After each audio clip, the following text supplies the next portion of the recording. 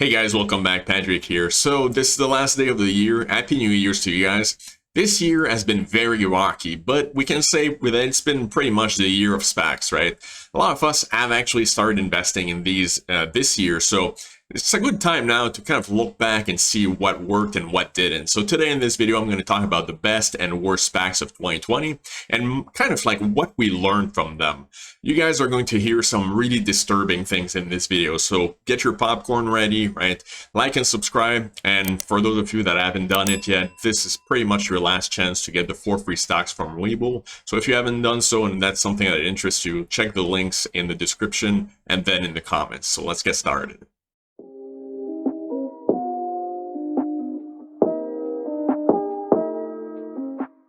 Alright friends, let's get started. So at number 3, for the worst SPACs of 2020, I'm going to have to go with MultiPlan, ticker symbol MPLN, that merged with Churchill Capital, CCXX.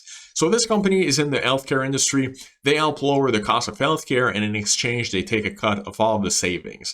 Well, this company has never really taken off. They've never had any momentum.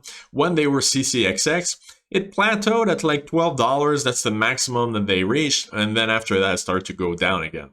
One of the things that really hurt this company is that they actually merged in October, which you guys know how bad October and early November were. Everything was going to $10. Well, this company was one of the ones that was affected by that. Even after the merger, it just started to go down. It went down to about $7.50. That's where it kind of stabilized. And then when it started to regain a little bit of momentum here, right? Muddy Waters, which is one of the companies that do research and they're short sellers, actually published a report saying that MultiPlan was going to lose a lot of its revenue because United Healthcare, which is their biggest partner, is actually creating a program that's going to be competing with it. So it's been shown so far that it's not going to be the case. They're not exactly competing against each other.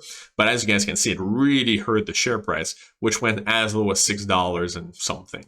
So since then, it's recovered a little bit, right? But at $8, it is one of the worst performing SPACs of 2020.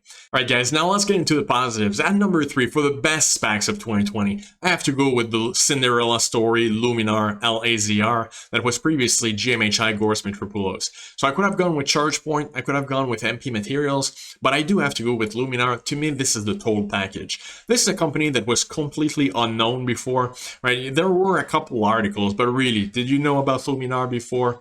I don't think so. But now, this is the type of company that through the SPAC, we were able to invest in at the inflection point where they went from a startup to a company that's now about to dominate the market in the LiDAR industry. So when we looked at the revenue presentation in the beginning, like for investors, I was very skeptical, like just like everyone else. 15 million in revenues in 2020, and now they project 837 million for 2025. And at the time, the company was valued at $3 billion. How does that ever make sense, right? But the more I dug into it, the more they announced different things, the more it started to make sense. The first one, of course, was the Volvo contract, where in 2022, all of the Luminar LiDAR sensors are going to go into the new production for Volvo. Well, that gives a lot of credibility to the company, not only for its technology, but for the management of the company itself. But then after that, there were other news, and it just kept piling on.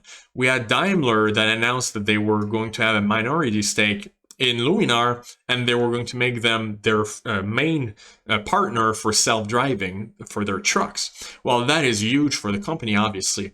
Then they announced that their order book was going from 1 billion to 1.3 billion. Every news is positive, right? So even though right now their revenues are small, very, very small, you could see how they're going to get there. So they have so many different partners. Everyone is trying to get into self-driving, right? So you have the passenger vehicles, but you also have the trucks. Then you have the taxi fleets. So everyone is trying to do self-driving, and most of them are going to end up going with Luminar in the end. I know that some of you are in Velodyne, but this is a specialty of Luminar. So another thing that really caught my attention, right, was the undisclosed production here. So they had announced Volvo, and then eventually they announced Daimler, but we still don't know who is this other big partner. Is it going to be Toyota? That's going to be massive for this stock.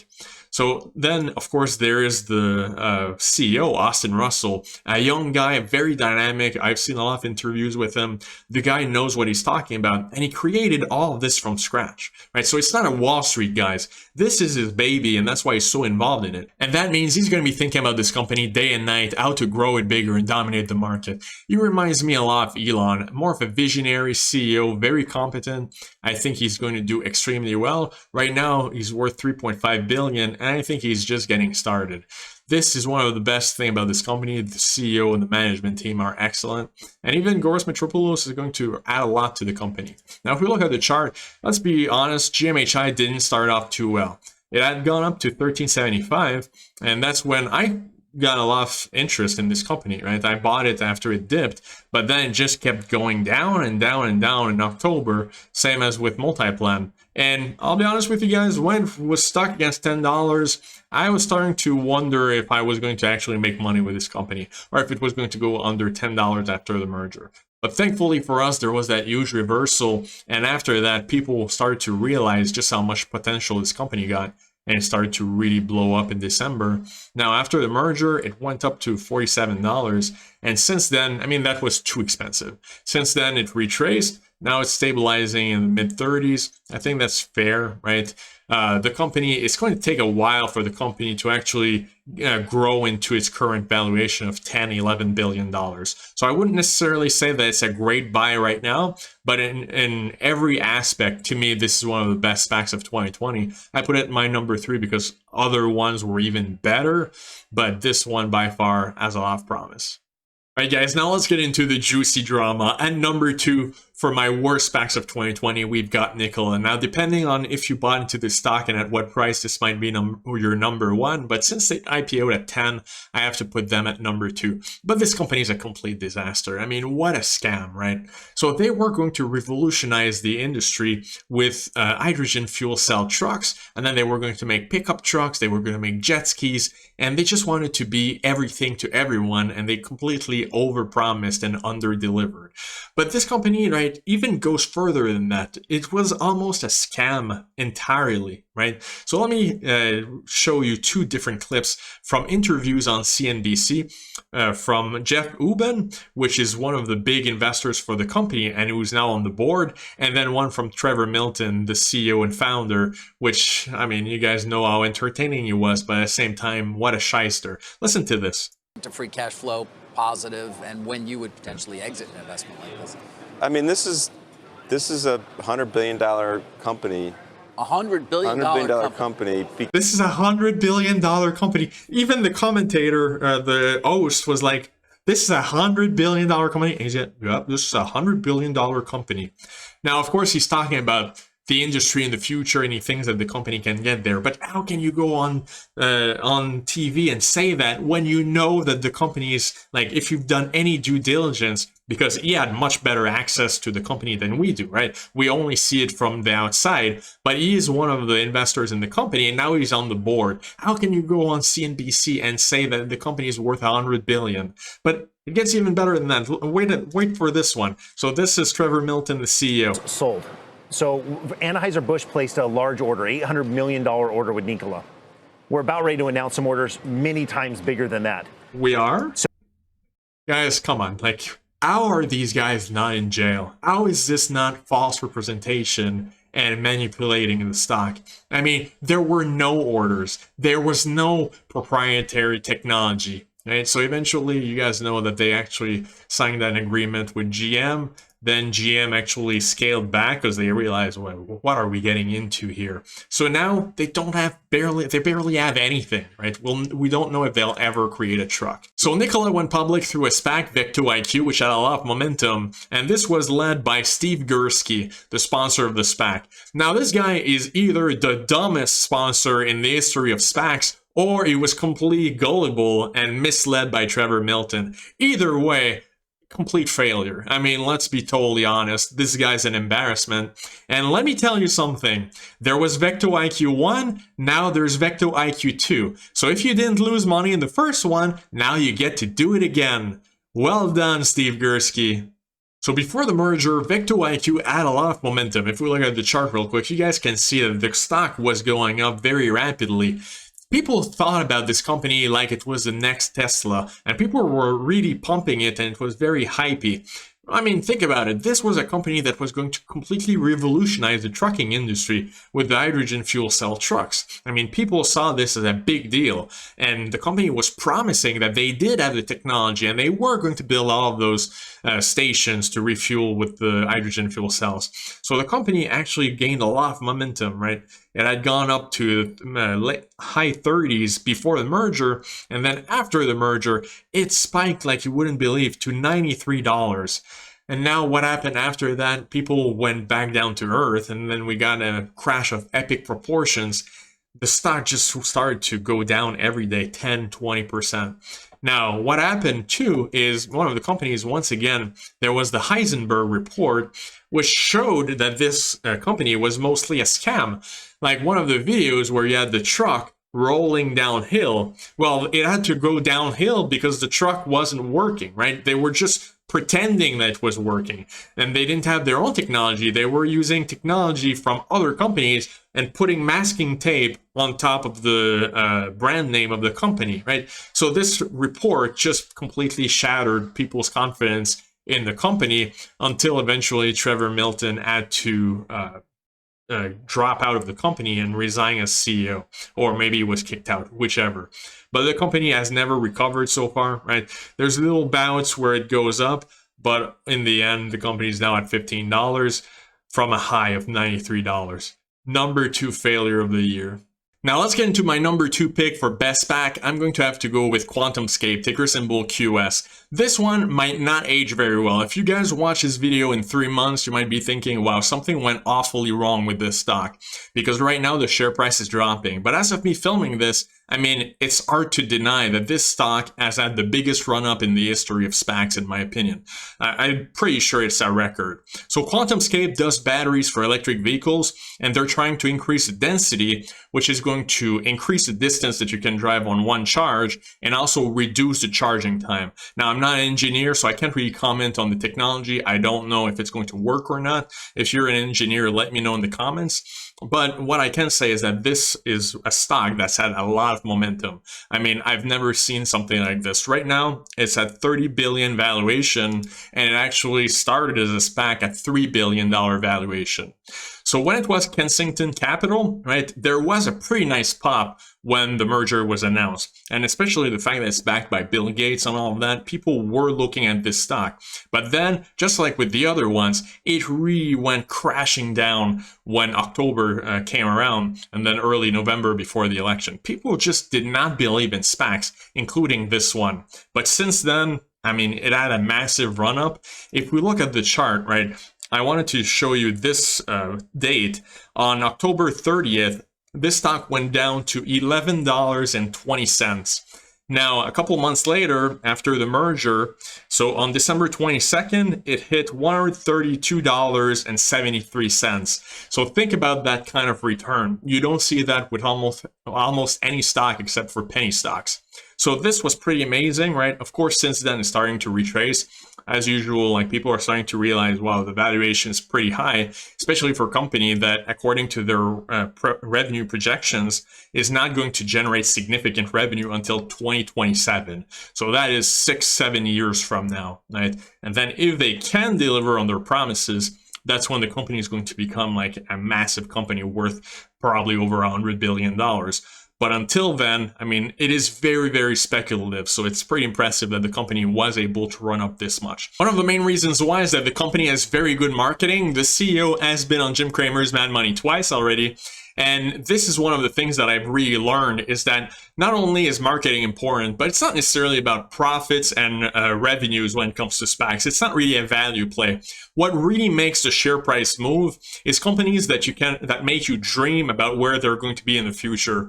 So all the SPACs that have been to $40 plus, if you're talking about ChargePoint, Hyliion, Quantumscape, are companies that are not successful right now. They're companies that are potentially going to be successful in several years, and people can envision them being like massive companies generating billions of dollars in revenues. So this is what I learned about this company, and to me that really promises a lot for the future. I am always going to be on the lookout for this type of quote-unquote meme factor.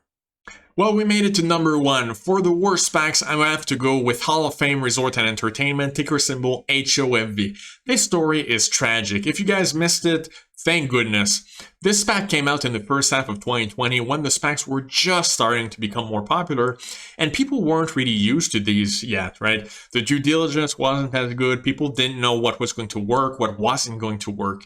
Well, the reason why I have to put this stock as number 1 on the list, even ahead of Nikola, is that Nikola was plagued with drama and scandals. But the thing is that if you invested at $10 or even $20, either you'd break even, you would have small losses, but you wouldn't be crippled or anything like that. But it's very different with this company. HOFV, the share price right now is $1.23, meaning if you bought at the IPO price of $10, you would be down 87% of your investment right now.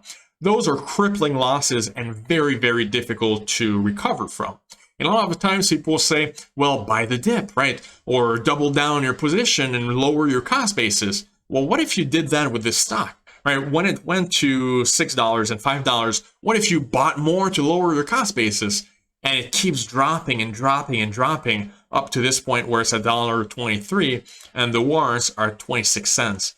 So always be skeptical when people tell you strategies like those. Make sure that you understand what you're doing. Companies like these are not always going to work out. So there was nothing wrong around the idea behind this company. They wanted to take the Football Hall of Fame and build around it and create an attraction. They wanted to create the Disneyland of football. So you would go there with your family, spend a couple of days and have a good time. They wanted to add a water park, premium hotels, a shopping experience. And then in the next phase, they would have built around it with multifamily housing and more attractions. So that in itself, there's nothing wrong. But the problem is that in 2020, it's not exactly the best time for this type of attractions, right? With everything closed. Like you guys know what happened with Disney itself and all the layoffs, and the company took a big hit. Well, here, imagine a company whose 100% of their focus was this entertainment industry. So worst case scenario for this company, worst timing ever, and that's why the company never actually took off. Is it going to work out in the future? Possibly. It might recover. But here's the thing, is that their projections are not really impressive either. So they expected to do 13 million total revenue for phase 1 this year in 2020. But then after that, in the next phases, right, we're talking about 2024, 2025. Well, the revenues would only go from 137 million to 147 million. So not even a 10% revenue increase per year. So that's not exactly what people are looking for these days with the SPACs, where we're used to companies that grow like 75 or 100% per year, like we've seen in 2020 with companies like Tattoo Chef, LCA Golden Nugget, companies like those that have explosive growth in their revenues, like just now, not in 5 years. So that's why this company was a complete flop. I mean, it is very tragic. Over time, maybe it's going to recover. Just for fun, maybe I'll pick up like 1,000 warrants and pay $250. Who knows? Maybe in the next few years, like they will build this up and it'll go back to like $15 and I'll double my 25 cents. We'll see what happens with it. But this by far was the worst of 2020. And now for the grand finale, the number 1 best SPAC, I have to go with DraftKings, ticker symbol DKNG. I put this stock as one of my top 3 best gambling stocks for 2021. If you guys missed that video, I strongly encourage you to go watch it, and you'll see my bullish thesis for this company and why anytime the stock is down, I'm going to be adding shares to my position. But why am I putting it as number 1 best SPAC? The reason why is yes, Quantumscape actually increased more in price and valuation, right? Quantumscape is worth 30 billion. DraftKings right now is at 18 billion. But here's the thing. I do think that Quantumscape is a little bit more speculative. If the technology doesn't work or ends up like being more difficult to deploy, there's no real company there. DraftKings is already a big company and is only going to grow bigger in the future. Here's what I mean by that. A lot of the times you hear about, oh, this company is the Amazon of XYZ industry. And often it's really overstated, right? It's not really true. But here, I think it is. DraftKings, right, lost a lot of money in the third quarter, which is the latest one I have the results for. So they lost 347 million compared to 62 million the year before that.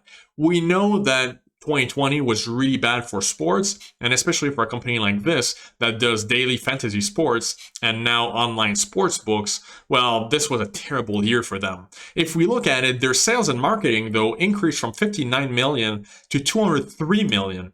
They are really in growth mode right now. They're still expanding their player base. They're in their frame of mind is not making profits right now. It's just growing bigger and bigger and capturing the biggest share of the market that they can. And this, you can have the proof in the numbers. In the third quarter, they had over 1 million unique players, an increase of 64% year over year, and then 42% year over year pro forma revenue growth. Now, consider that this is pretty much the worst year for sports in the past 100 years.